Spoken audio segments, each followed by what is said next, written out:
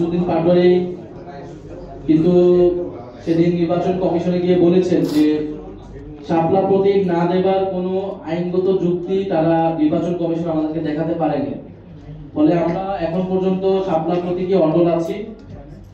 নির্বাচন কমিশন আনুষ্ঠানিকভাবে এই বিষয়ে সিদ্ধান্ত নিলে আমরা আমাদের চূড়ান্ত প্রতিক্রিয়া জানাবো। দ্বিতীয়ত হচ্ছে গণ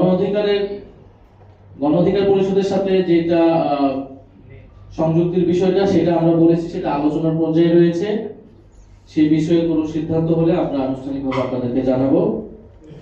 আর মির্জা ফখরুল ইসলাম আলমগীরের বক্তব্যের প্রেক্ষিতে আমি এই মুহূর্তে কোনো প্রতিক্রিয়া দিতে চাই না। যেটা আমি আমার বক্তব্য শেষে বলেছি, যেটা আওয়ামী লীগকে পুনর্বাসন করার রাজনীতি এখন বিএনপি গ্রহণ করে থাকে, তাহলে সেই রাজনীতি বিএনপির জন্য কাল হয়ে দাঁড়াবে।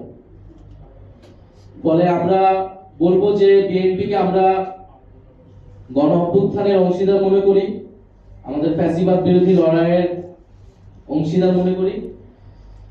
বিএনপি যাতে ভুল রাজনীতি না করে সেজন্য বিএনপির প্রতি আমাদের আহ্বান থাকবে।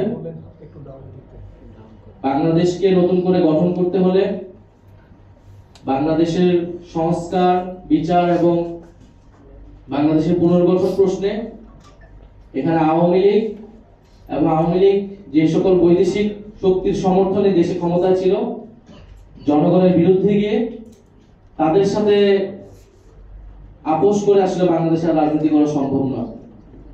আর জাতীয় নাগরিক পার্টি কোনো শক্তি কি শক্তি না, এটা আসলে রাজপথে ভোটের মাঠে জনগণই এটা রায় দিবে।